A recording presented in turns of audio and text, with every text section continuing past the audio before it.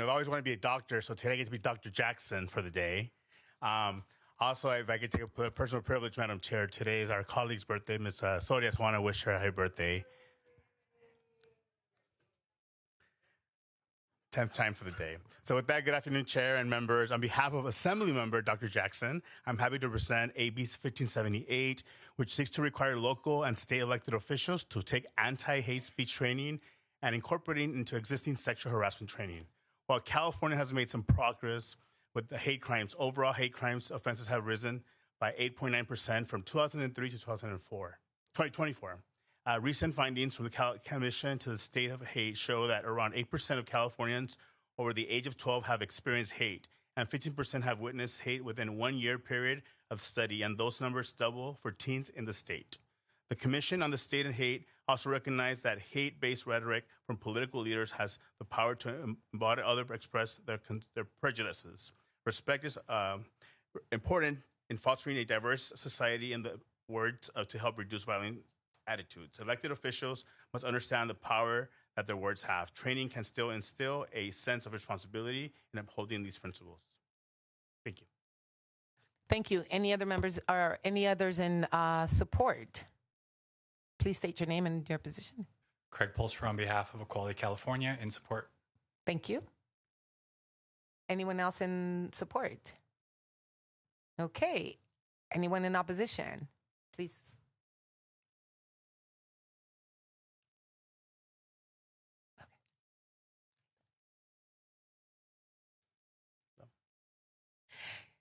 Thank you. You each have 2 minutes, please.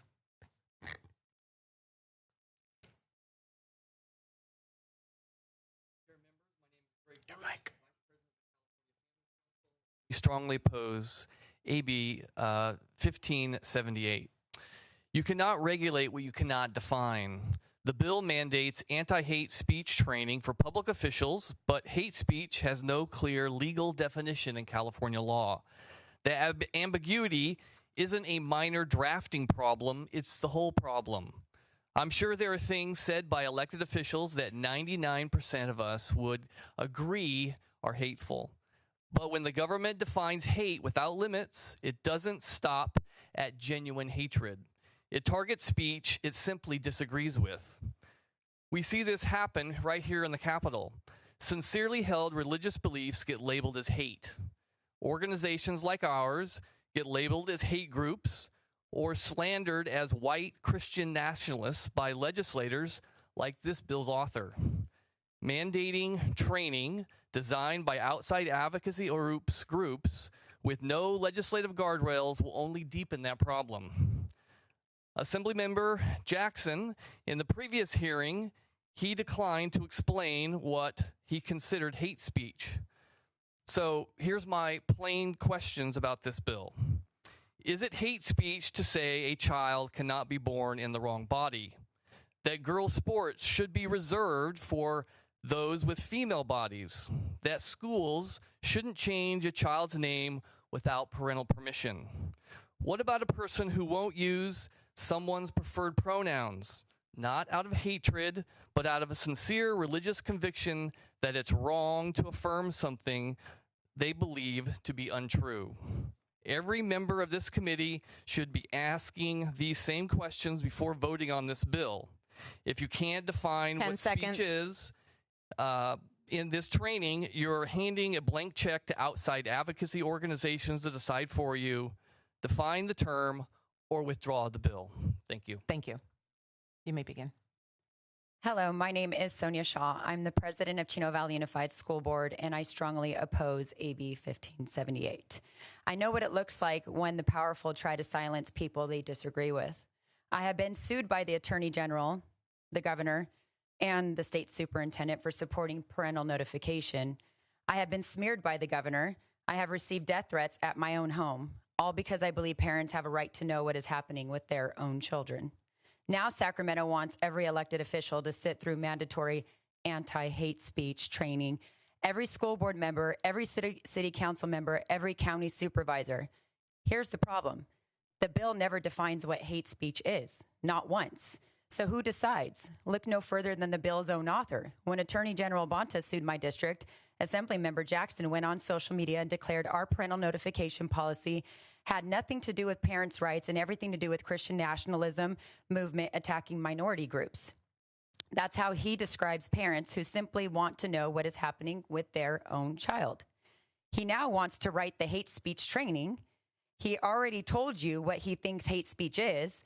It is his belief of my constituents. It is the beliefs of my constituents. It is my beliefs. It is the beliefs of millions of California families, of parents.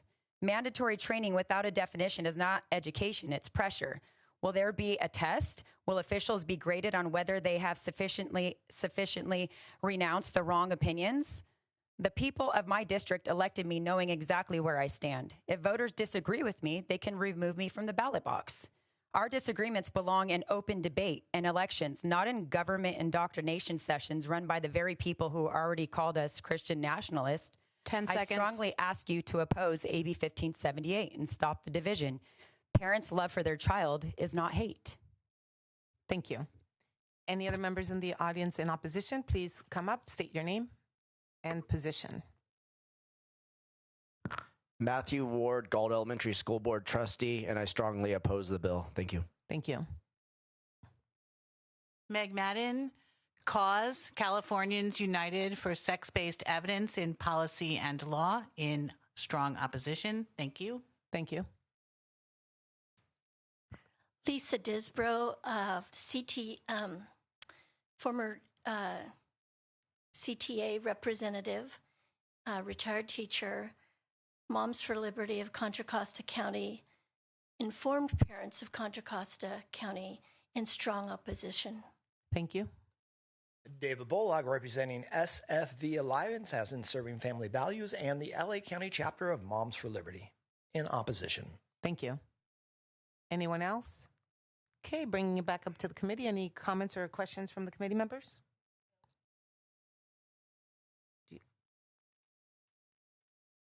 Assemblymember Rodriguez. I know you're not Mr. Jackson, or Dr. Jackson, I should say, but I know the author will continue to make this a better bill. This is just committee that we're voting on today. This is not the actual vote on the floor. I will be supporting this today, but I look forward to working with you for some of the concerns that are brought up by people from my district. Thank you. And if I may address Ms. Rodriguez's point on behalf of Mr. Jackson, he actually does have that on his notes to ensure that he does reiterate that he plans to work with members that support and opposition to work on those amendments. And one of the things he is very committed to doing is, as these trainings are going to move forward, that it's very specific what type of hate speech is going to be addressed. So he does address that in his talking points. Thank you. Assemblymember Davies. Thank you. I have a large concern about not having the definition of what hate is. And I know you just spoken saying that he'll be doing this, but it sounds like after the bill has been passed, he'll go ahead and define what hate is. And that's kind of like, pass the bill, then you'll find out what it does.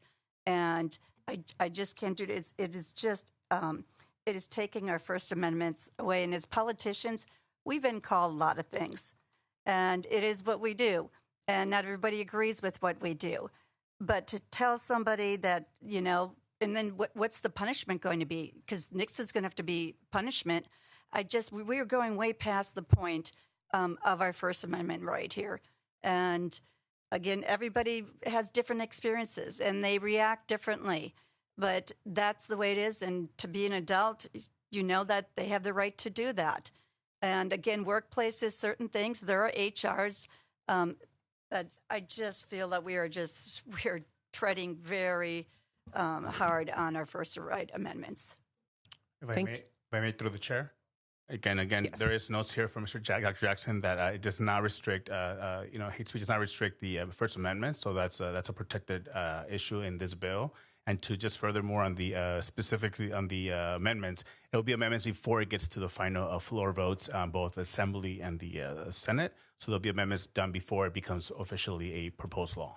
And those amendments will be clarifying exactly what is considered hate speech. Correct. There'll be a definition to anti-speech in the next round of amendments, and to specify what types of items will be part of the hate speech. Okay, thank you. Per the author's words. Thank you, Assemblymember Dixon.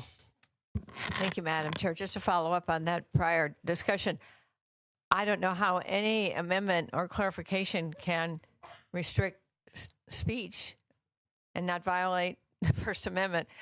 Hate speech, we all know, sounds terrible to a lot of people's ears and is offensive, but it's protected under the U.S. Constitution. So I think that this is going too far. And in fact, I'm just looking in the notes here that there is already current law to take effect in a couple of years relating to hate speech and the training of public employees. So I wonder if this bill is even necessary. I will be voting no just because it's a infringement on the freedom of speech.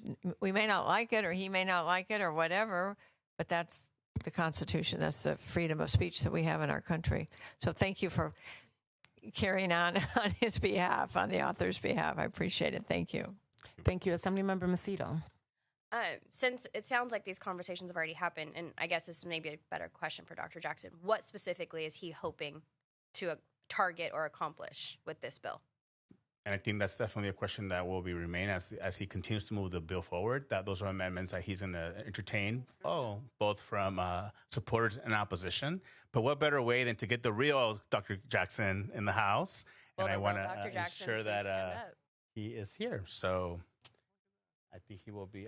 He will reiterate his commitment to addressing additional amendments to identify what hate speech are. But again, what better way than the real Dr. Jackson? I was just the almost doctor, but not doctor yet. Welcome, Dr. Dr. Need me to Jackson. reiterate my question, Doctor. So, Mr. Salache, before you got here, said that you were planning on amending this bill to clarify what hate speech is or what you're hoping to target. So, what is it exactly you're hoping to target? No, absolutely. With the permission of the chair, this bill is one of 3 bills that are dealing with hate speech, and we are going to be amending the bill, probably on the floor with the official definition as defined by the Commission on Hate. And the idea is this: is that the Commission on Hate has identified data that suggests that when a group is being targeted, not just by disagreeing with issues or anything like that, but calling out for people to be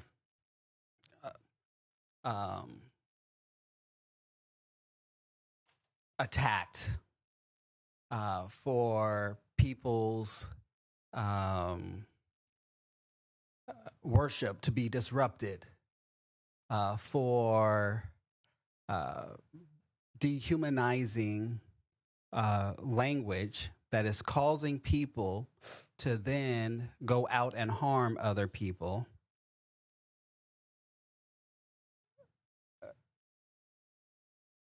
Research shows that depending on who is saying it, depends on the likelihood whether people will act based upon that speech.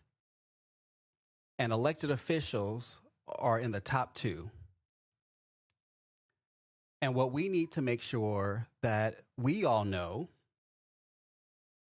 is that our words do matter. And how we talk about a group of people do matter. And yes, we should be held responsible for what we do in our public statements. Because sometimes people will say, well, I didn't tell them to go and harm those people. But guess what? You did put a bullseye on them, though.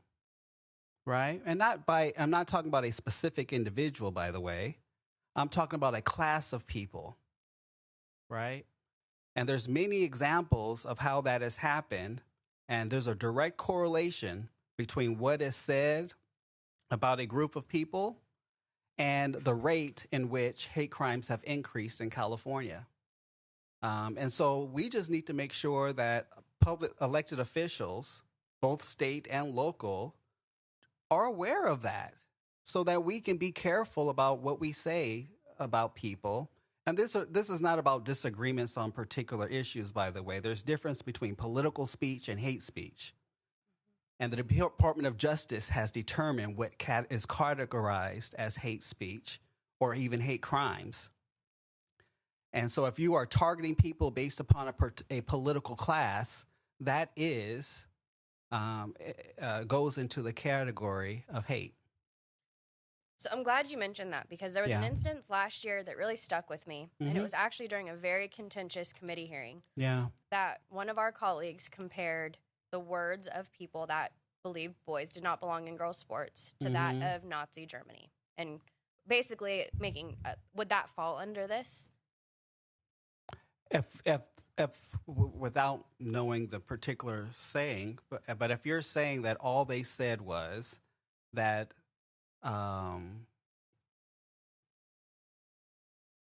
They were comparing, I can give you further clarification. that trans individuals do not belong in girls' sports, is that categorized as hate speech?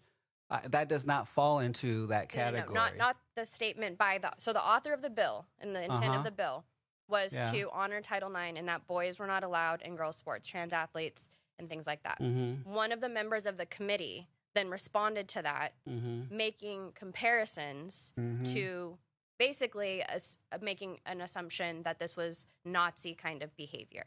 Would that fall under this? And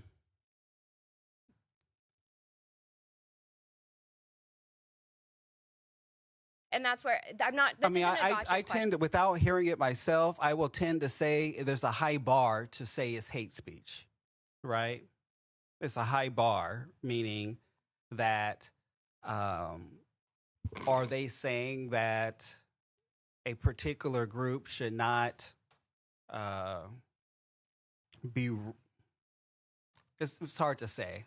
I mean, but so I can't really answer you specifically your question because I want to answer it honestly. You know me. I'll try I would to. love I'll to try share, to. Yeah, I'll yeah, share yeah. the clip with you, and we can have a conversation another time. But in general, that's where I think the point of this is I think there's a lot of work to be done on what specifically we want to target with this before we move too far forward. May I? Because we vetted the bill, and the intent is to continue working. So I have an example for all of us as elected officials and staff. We have sexual harassment training. We also have workplace violence training. Both of those trainings include specific examples of language that is used that is considered sexual harassment and workplace violence training, not necessarily just actions. So touching somebody, for example, is sexual harassment, but saying inappropriate things is also sexual harassment. So what I understood from our conversation is that those will be specifically identified and designated as hate speech based on the commission's recommendations. So it's not like you're going to sit there and make up, okay, well, this word, that word. So they will have been vetted just like sexual harassment and our sexual harassment training and our workplace violence training. That is the same examples that you will provide in this particular case. Exactly. And if you read our annual California Department of Justice hate crimes report, you will also see that it wasn't just violent actions. It were things that were said to an individual in a workplace. And there's a whole category of situations that it fits under, right? And so the whole training part is just to make sure that we're aware and to make sure that we understand that our words really do matter. And it is not meant to say just because I disagree with you, now we're going to use this as a weapon. That's not what we're trying to do. But there is no doubt that, and the data is clear, if we are talking about a class of people based upon their protected class, and we are using dehumanizing words, and we are starting to classify them as the other or as the enemy in our society, it will have impacts on people's lives. And we just need to be cognizant of that. And we need to be held responsible for that, for our actions, and not just say, well, I didn't tell nobody to do this, but it creates a ripple effect that we just need to be cognizant of. Well, I'm glad you pointed me, so I will look at their website because they have reports and things like that.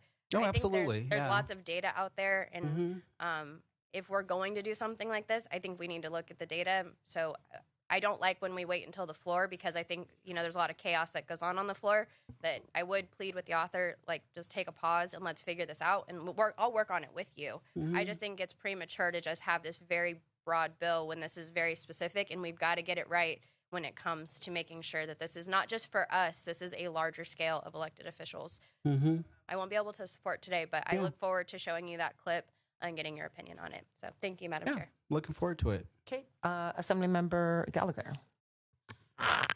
Yeah. So one question I had on that, and I was trying to look at the bill itself. How are you defining hate speech and anti-hate speech training? Yes, we are. We have obtained that official. We're waiting to get that official definition from the Commission on Hate, and then once we do that, we do intend on putting that in the bill to make it clear to everyone. If I may, on page 3, there's a whole section on the Commission on the State of Hate and what they have been working on. So, Mr. Gallagher, the analysis is where the information is. Yeah, and so, I think that's problematic because we don't really have like a defined definition here, and then we're waiting on a commission to sort of tell us what hate is. I think, there's probably a lot of things we could agree on that are hateful, but, I think probably where you're seeing a lot of the problem here is like if this is a difference of opinion about, say, gender ideology or, difference of viewpoint, on, based on someone's religion or someone's faith, or is that going to get classified as, as hate? And I don't know, and certainly there are First Amendment protections for, people to practice, what they believe and to be able to, exercise their speech rights. Correct. Right. Yeah. Yep. And so I think that's where this thing gets pretty fuzzy, right? So how are you going to navigate that dichotomy? If you look at the Department of Justice's annual hate crimes report, they is this state or federal? State. Okay. The State Department that comes out with this annual hate crimes report. I think the next one comes out June or July, I believe, of this year. They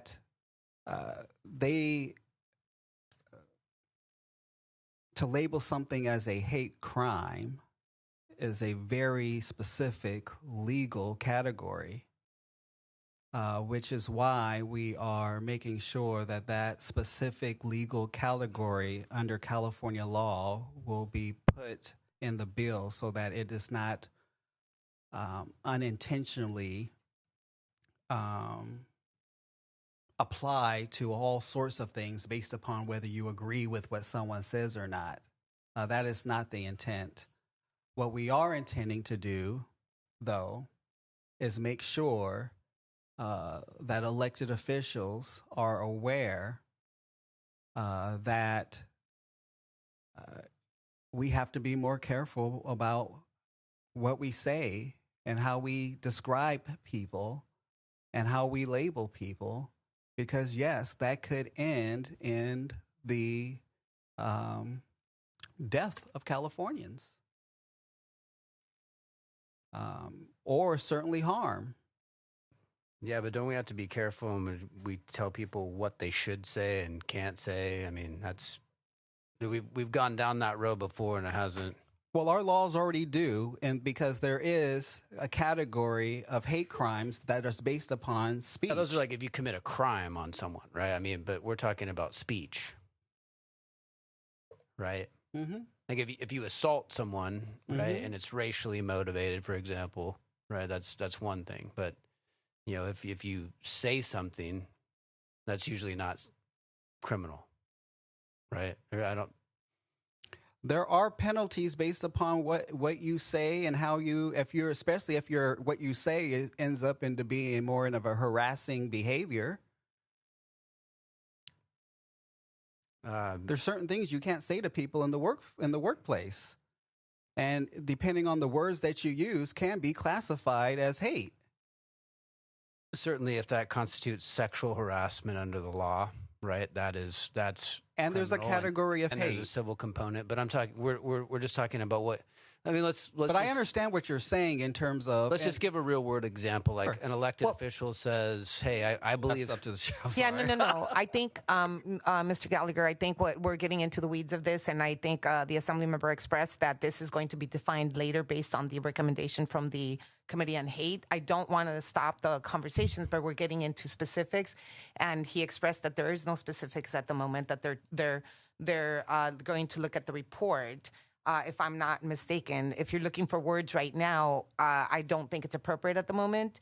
I think that he has committed to working with the opposition on getting it done. If it is not done by then on the assembly floor, then it can be voted down.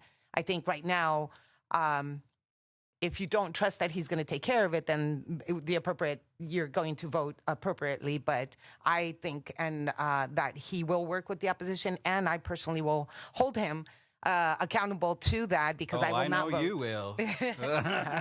Well, I mean, let me just like put the shoe on the other foot for a second. Let's say this bill said that the Commission on Religious Liberty, that was commissioned by the president, right, was going to make this determination on a definition. Mm-hmm.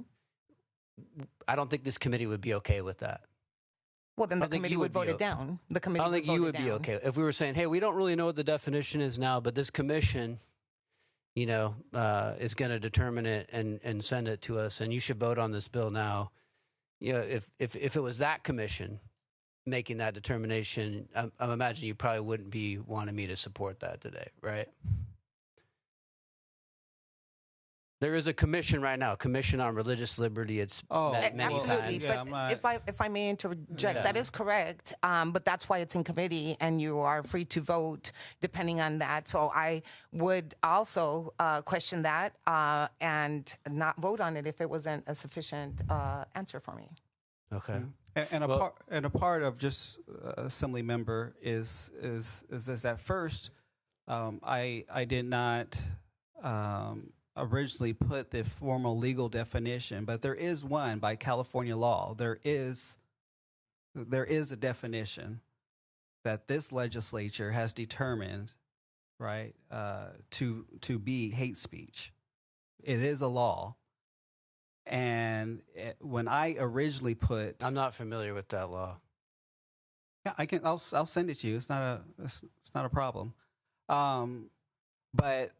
The idea was that, so when I said hate speech, I had originally just assumed that it would already take up the definition of what the state of California has already done. But through multiple feedback, we have now determined, yes, it will be that we'll put it in there just to make sure everyone is clear on what we mean by that. And the department and the ones that are given that. Those that are going to give us that description is the Commission on Hate for the formal definition. Just to get let's be a real simple, real world example. Elected official says, "Hey, I don't think that boys should be in girls' locker rooms." That's an opinion. Is that going to be hate speech? That wouldn't classify as hate speech. Okay.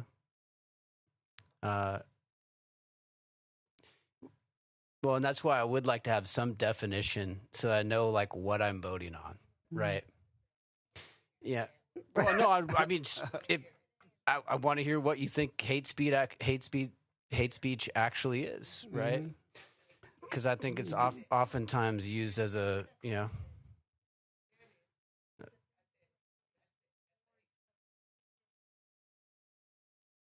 Well, I mean.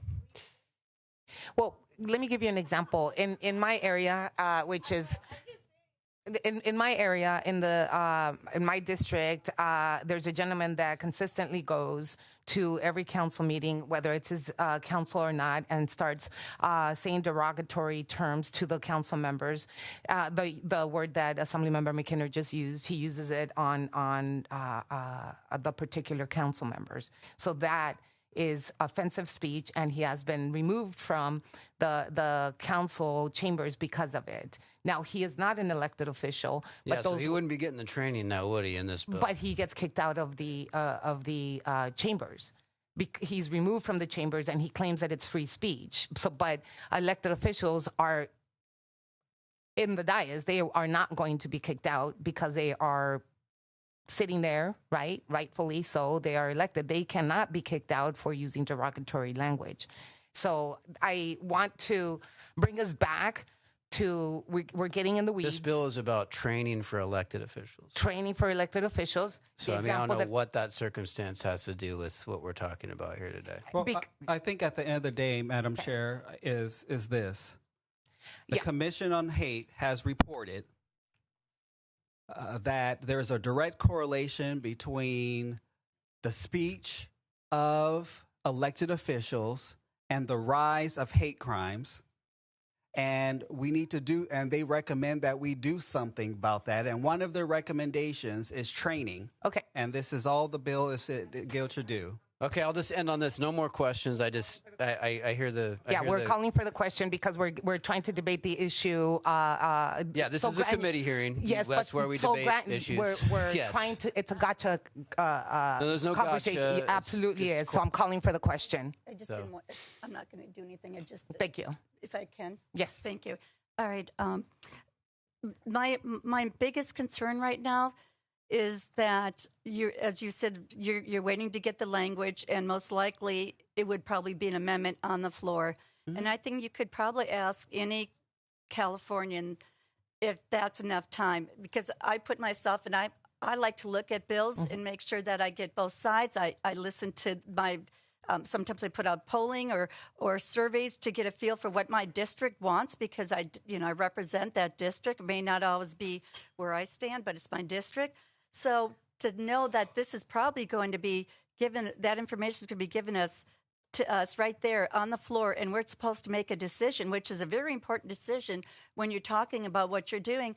I would hope that you would basically honor your members here and give us the information so we can actually know what we're voting on, and we can reach out to our constituents. We want transparency, not at the last minute where we have to place a vote, not knowing really where we're going on this. Do you understand? I think it's... I totally understand, and this is, I'm not trying to, first I want you to know I hear you, and I want to respect what you have indicated, that you want to make sure but you also know that even when I do an amendment, we're not going to vote on it in that exact same day either.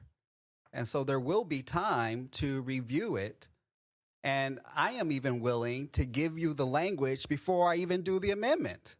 Right? This is not this is not a gotcha thing. Well, let me just also clarify. We do have the 72-hour rule where an amendment is placed, and we have 72 hours before we can put an item on the floor to be voted on. So we will at least have 72 hours with your amendment. No, correct? absolutely. Okay. Yeah. With that, I think Assemblymember Alvarez called for the question. I have a motion by Assemblywoman Pacheco. I need a second. By Assemblymember Alvarez. Madam Secretary, can you please call the roll? File item 1, AB 1578 Jackson. The motion is due pass to the Committee on Appropriations. Rubio. Aye. Rubio, aye. Davies. No. Davies, no. Alvarez. Aye. Alvarez, aye. Berman. Bryan. Carrillo. Dixon. Dixon, no. Fong. Gabriel. Gallagher. Gallagher, no. Gibson. Macedo. Macedo, no. McKinnon. McKinnon, yes. Wynn. Wynn, aye. Pacheco. Pacheco, aye. Ramos. Ramos, aye. Rodriguez. Solache. Solache, aye. Soria. Soria, aye. Ta. Ta, no. Valencia. Wallace. The measure has 10 votes, so we'll leave the roll open for adding members. Thank you. Assemblymember Calosa, thank you for patiently waiting.